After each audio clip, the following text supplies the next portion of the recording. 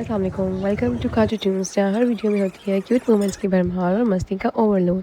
तो आज पे शुरू होता है सफ़र मरी के एक नए एडवेंचर का। तो ये ट्रिप शुरू होता है माल रोड पे, जहाँ पे हमेशा की तरह बहुत रश था। जैसे ही माल रोड पे मोहम्मद आहिल की नज़र कॉटन कैंडी पे पड़ी और वेंडर ने भी उसके हाथ में कॉटन कैंडी थमा दी। बस फिर क्या था, इंशाक और आहिल को कॉटन कैंडी लेकर दी। हाथ में कॉटन कैंडी लिए अभी हम माल रोड पर वॉक कर ही रहे थे कि हमारी नज़र पड़ी उस ट्रेन पर जो माल रोड से पिंडी पॉइंट लेकर जाती है। सोचा आज इस राइड का भी मजा लेते हैं, क्योंकि ट्रेन का अपना ही चार्म होता है। माल रोड पर 4 छोटी ट्रेन चलती हैं जो पैसेंजर्स को माल रोड से पिंडी पॉइंट चौक तक लेकर जाती है। ट्रेन का टिकट सिर्फ 100 रुपीज़ पर हेड है और ये ट्रेन 24 आवर्स माल रोड पर अवेलेबल है। एक ट्रेन ऑलरेडी फुल हो रही थी और एक ट्रेन आई जब पिंडी पॉइंट से पैसेंजर्स को लाकर माल रोड पर उतार रही थी। हम फ़ौरन इस ट्रेन पर बढ़े क्योंकि हमें लास्ट सीट चाहिए थी और हमने फ़ौरन लास्ट सीट पर कब्जा। लास्ट वाली सीट पर बैठ के राइड का अपना ही मज़ा है, क्योंकि हवा तेज़ चलती है और व्यू भी और क्लियर। ट्रेन का सफ़र छोटा होता है लेकिन माल रोड से गुजरते हुए इसका अलग ही चार्म। ये ट्रेन पिंडी पॉइंट के चौक पर उतार देती है, जहाँ कुछ डॉलर स्टोर और पकौड़ों के छोटे छोटे स्टॉल्स हैं। वॉक करके थोड़ा ही आगे जाते हैं कि हमें एक ऐसा सीन मिलता है जिसे लफ्ज़ों में बयान करना मुश्किल है। ये सीन मरी के एक माउंटेन व्यू का है, जहाँ से नीचे का पूरा एरिया क्लाउड्स और फॉग में छुप गया है। घने हरियाली वाले दरख्त और नीचे मकान दिख रहे हैं, लेकिन उन पर बड़े बड़े बादल नीचे उतरकर बेस तक आ गए। ऐसा महसूस हो रहा है जैसे आसमान और ज़मीन एक हो रहे हैं। इस वक्त कैमरे ने वो लम्हा कैप्चर किया है जब फोग हिल स्टेशन को कम्प्लीटली कवर कर रही होती है। नीचे के घर और रास्ते बिल्कुल छुप गए हुए हैं। ऊपर से ये सीन मैजिकल लगता है, जैसे आप किसी फेरी टेल वर्ल्ड में खड़े हो, जहाँ हर तरफ व्हाइट क्लाउड्स हैं और सिर्फ कुछ हिस्सा जमीन का नजर आ रहा है। ये मूवमेंट मरी की उन्हीं खूबसूरत यादों में से है जहाँ नेचर अपना असली जादू दिखाता है। ऊपर से जब कैमरा हिल टॉप से नीचे कैप्चर कर रहा है तो पहले ट्रीज और कुछ रूफ्स दिखते हैं, लेकिन अगले ही सेकेंड उन पर घने बादल उतर आते हैं। फॉग की इतनी डेंसिटी है कि नीचे का पूरा शहर ऑलमोस्ट गायब हो जाता है। कैमरे में कैप्चर किए गए इस सीन को वही समझ सकता है जो फिजिकली वहाँ खड़ा होकर इसे महसूस कर रहा हो। A world above the world. फोक के अंदर माउंटेन्स और ट्रीज का दिखना, फिर छुप जाना, इस नेचुरल हाइड एंड सीक का मजा ही अलग है। आहिल को प्रॉम में बांध के रखा था, वरना वो यहाँ वहाँ भाग जाता है और इधर वो जोर लगा रहा है कि मुझे किसी तरह प्रॉम से उतारो और मुझे खुला छोड़ दो। इंशा पापा का हाथ पकड़ के वॉक कर रही है और आहिल की पूरी कोशिश है कि मुझे इस प्रॉम से उतार दिया जाए ताकि मैं यहाँ पे अपनी शरारतें शुरू कर सकूँ। लेकिन आहिल को यहाँ खोलना बहुत ही खतरनाक था, क्योंकि रोड पे काफी गाड़ियाँ चल रही थी और फेंस भी कहीं कहीं टूटा हुआ था, नीचे बिल्कुल खाई थी। फिर हम आगे चलने लगे। जैसे जैसे आगे बढ़ रहे थे धुंध घनी होती जा रही थी। दरख्त और स्टॉल धुंध में छुपते जा रहे थे। रास्ते में छोटे छोटे स्टॉल्स आए जहाँ स्नैक्स, पकौड़े और चाय थे और लोग फोक के मजे के साथ गर्म स्नैक्स एंजॉय कर रहे थे। बादल आसमान से उतर के नीचे जमीन पे आ रहे थे और आहिस्ता आहिस्ता सब दरख्तों को अपने लपेटे में ले रहे थे। फोक के साथ साथ यहाँ हवा भी काफी तेज चल रही थी। पिंडी पॉइंट की हाइट 7500 फीट है, इसलिए यहाँ पे धुंध भी बहुत ज्यादा होती है। और सबसे खास बात यह है कि पिंडी पॉइंट से रावल डैम का व्यू भी नजर आता है, लेकिन तब जब मौसम बिल्कुल साफ हो। कुछ देर चलने के बाद मरी चेयर लिफ्ट की एंट्रेंस सामने आई। नीचे तक उतरने के लिए काफी लंबी स्टेयर्स थी, लेकिन चेयर लिफ्ट की एक्साइटमेंट में हम ये स्टेयर्स उतरते गए। इंशा और आइल का हाथ पकड़ा, प्रॉम उठाई और चल पड़े। यहाँ रश ज्यादा नहीं था, बस कुछ फैमिलीज ही आई हुई थी। पिंडी पॉइंट चेयर लिफ्ट पे ज्यादा लोग नहीं आते, बस कुछ ही फैमिलीज आती हैं और आप यहाँ सुकून से एंजॉय कर सकते हैं। ये एक पीसफुल जगह है। स्टेज उतरते उतरते हम टिकट बूथ तक भी पहुंचे। यहाँ से अपनी चेयर लिफ्ट की टिकट ली और चेयर लिफ्ट की टिकट ₹1000 पर हेड है। टिकट लेकर हम नीचे पहुंचे और चेयर लिफ्ट सामने नजर आने लगी। लाइन बिल्कुल खाली थी, बगैर वेट किए हम अपनी लिफ्ट की तरफ चल पड़े। लाइन में खड़े होकर कुछ पल लिफ्ट को गुजरते हुए देखा और लिफ्ट में बैठते हुए हमेशा कुछ खौफ सा महसूस होता है। लिफ्ट बगैर रुके गुजरती है और इसी दौरान आपको उसमें बैठना होता है। कभी डर भी लगता है कि शायद हम गिर जाएं।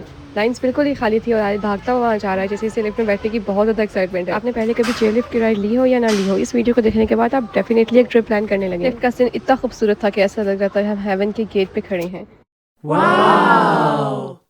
लिफ्ट को दूर से चलते देखो तो ऐसा लग रहा था कि ये आपको किसी और दुनिया में लेकर जा रही है। हम लिफ्ट की तरफ बढ़े, बच्चों को मजबूती से पकड़ा और इंस्ट्रक्टर की गाइड के मुताबिक फौरन लिफ्ट पर बैठ गए। इतना मुश्किल भी नहीं है जितना दिखाई देता है। जैसे ही हम चेयर लिफ्ट में बैठते हैं तो पहला पल हमेशा थोड़ा सा थ्रिलिंग होता है। नीचे जमीन धीरे धीरे दूर होती जाती है और ऐसा लगता है कि हवा में तैर रही हो। हवा ठंडी चल रही होती है, चेहरा फ्रेश फील करता है और दिल में एक अजीब सी एक्साइटमेंट के साथ हल्का सा डर भी होता है। इंशा और आहिल दोनों पहली दफा लिफ्ट पर बैठे थे। शुरू में उनके एक्सप्रेशन बिल्कुल मिक्स थे, उनके तो जैसे रंग ही उड़ गए हुए थे, लेकिन आहिस्ता आहिस्ता वो इस राइड को हमसे भी ज्यादा एंजॉय करने लगे। बच्चों को ऐसे एडवेंचर्स पे ले जाना उनकी मेंटल ग्रोथ के लिए बेहतरीन है। आहिल ने तो आते जाते लोगों को वेव करना शुरू कर दिया। उसकी आंखों में थ्रिल और फेस पर एक्साइटमेंट वाली चमक। इंशा और आहिल के लिए ये फर्स्ट और बिल्कुल नया एक्सपीरियंस था। वो हर फेस पे न्यू न्यू एक्सप्रेशंस दे रहे थे, बहुत क्यूट लग रहे थे।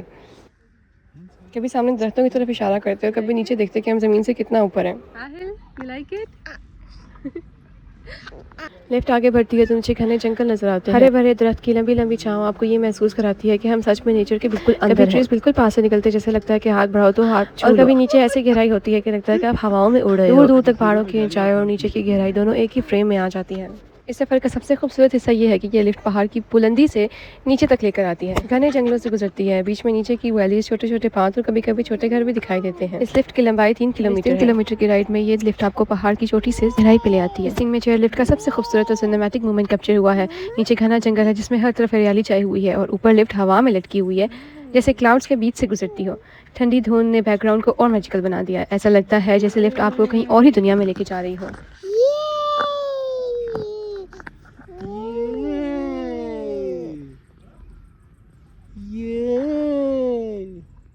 मोहम्मद आइल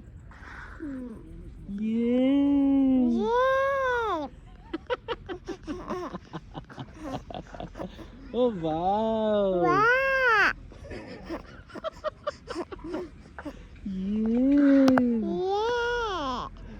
Wow!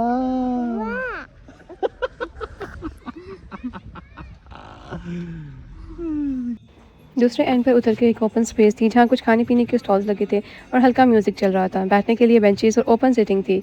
लोग फैमिलीज के साथ रिलैक्स कर रहे थे।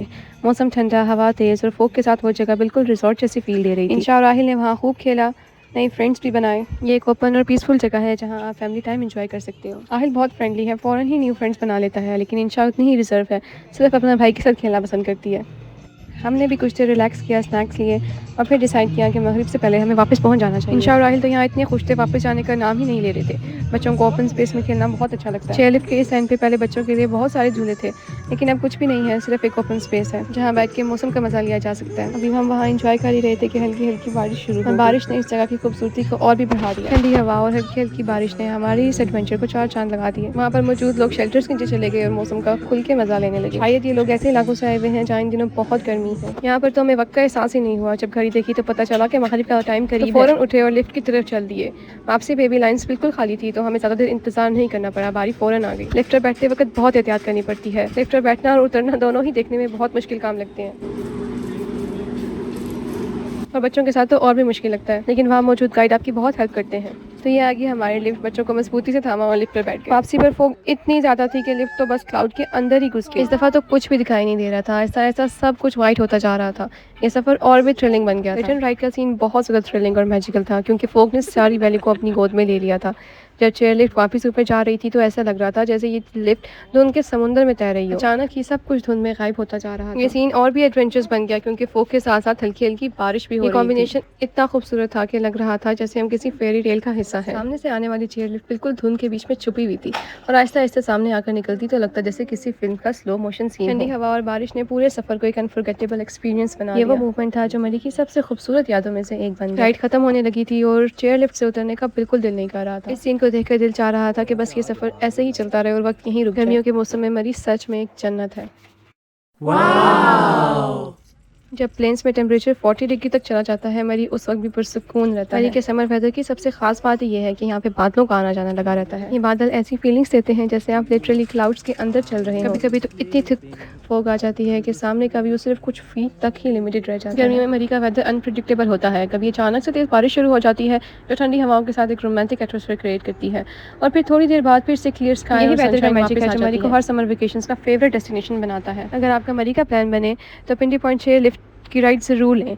ये आपको एक अलग ही दुनिया में ले जाएगी, स्पेशली जुलाई और अगस्त में जब पूरा मरी धुंध में घिरा हुआ होता है। इस चेयरलिफ्ट का सीन बहुत ही अमेजिंग हो जाता है। दूसरे एंड पर पहुंचे तो मौसम बहुत ठंडा हो गया हुआ था।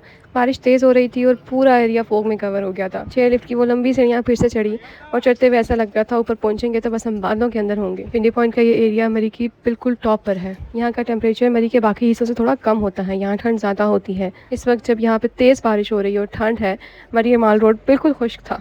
जब हम रोड पर पहुंचे तो बारिश और भी तेज़ हो गई और मोहम्मद आइल ये बारिश में रोड पर छलांगे मारता हुआ नजर आया। पास से एक औरत गुजरी जिसके बैग में फ़ैन था और मोहम्मद आइल उनसे फ़ैन मांगने के लिए तो यहाँ से शुरू हुआ मोहम्मद आइल का क्रेज़ उस फ़ैन का जो सिर्फ मरी जैसे पहाड़ी इलाकों पर मिलता है और हवा के साथ चलता है। आहिस्ता आहिस्ता बारिश और तेज़ होती गई। हमारे पास कोई अम्ब्रेला भी नहीं थी, साथ छोटे बच्चे भी थे और हम बारिश में भीगते चले जा रहे थे। थोड़ा आगे जाके हमें कुछ शेल्टर मिला जो कि एक बंद शॉप के नीचे था, तो हम वहाँ खड़े और बारिश के रुकने का वेट करने लगे।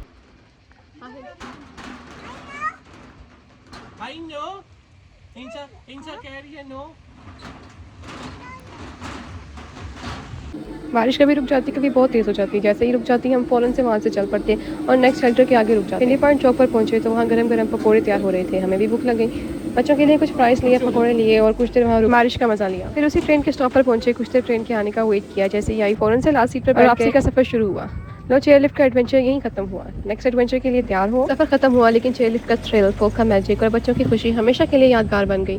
मरी की फोक, चेयरलिफ्ट का थ्रिलिंग सफर और बच्चों की मुस्कान, ये यादें हमेशा दिल में बसी रहेंगी। रात के वक्त तो इस ट्रेन का चार्म भी बिल्कुल डिफरेंट है। ऐसा लगता है हम किसी कार में से बाहर आ रहे हैं। बिल्कुल अंधेरा होता है और छोटे छोटे बल्ब इस अंधेरे में चमक रहे होते हैं। वीडियो को इन फ्रेंड्स के साथ शेयर करें जिनके साथ आप इस एडवेंचर पे जाना चाहते हैं और मजीद एडवेंचर्स के लिए हमारे साथ कनेक्टेड रहें। Please like the video and subscribe the channel. काजू ट्यून्स आपके लिए मजीद फैमिली एडवेंचर्स लाता रहेगा।